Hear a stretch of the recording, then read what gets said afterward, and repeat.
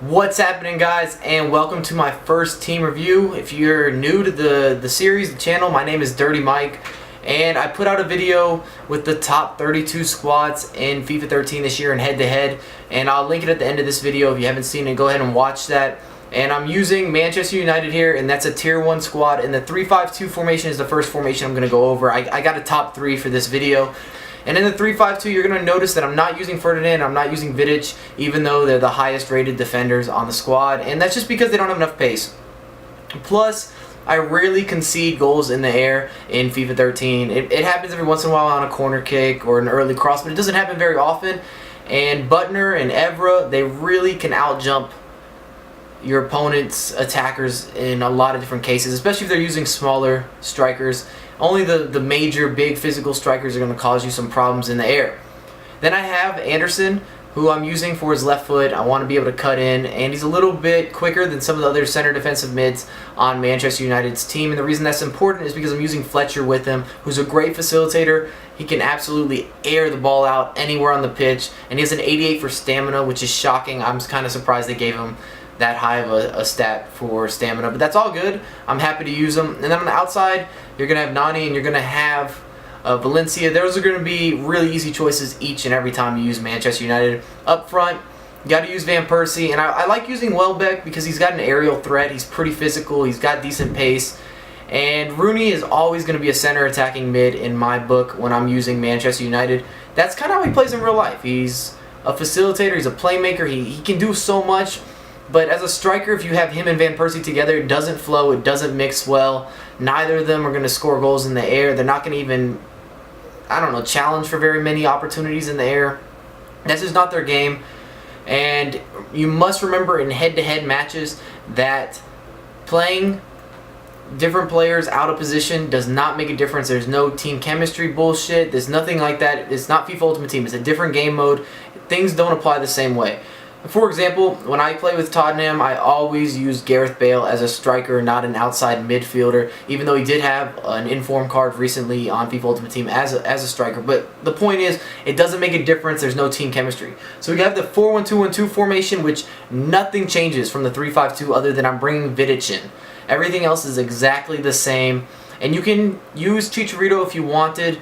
He's got a little bit more pace than Welbeck, but I like having Welbeck in the 2-forward set. And we'll get more into that. So here's the pros from using Manchester United. These are what they're really good in.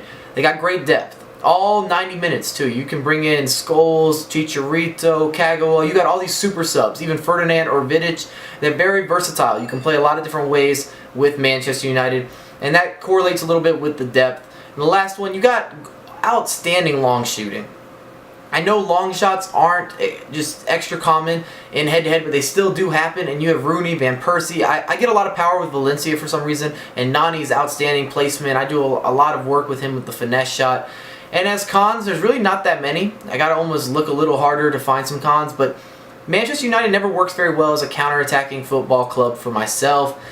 I mean, if you get Van Persie through on a breakaway, someone's going to catch up to him, and the same goes for Rooney. Rooney's pace has been cut big time in FIFA 13. And they don't have the best defenders in terms, or let me rephrase that. They have their best defenders are very slow, so you're not able to use them as much as you'd like. And that's too bad. And then if you're into skill moves, that's your thing. You're great with the right stick. This squad is not going to have any skill move capabilities up front. Rooney and Welbeck, Chicharito, who am I missing? Van Persie. None of those guys are outstanding with skill moves, so forget about it. Last formation, the 4-5-1. I'm using the attacking version of this. Only thing that changes now that you have to change, you have to do this, is Chicharito needs to play up front because you have to have the ability to do over-the-top through balls, so you need his extra pace. So all these highlights are coming from Division 1 football. On head-to-head matches, I went 8 wins, 1 loss, and 1 draw with Manchester United, which is too bad. I actually lost the game in the 90th minute on a free kick, which was really frustrating. I had that moment.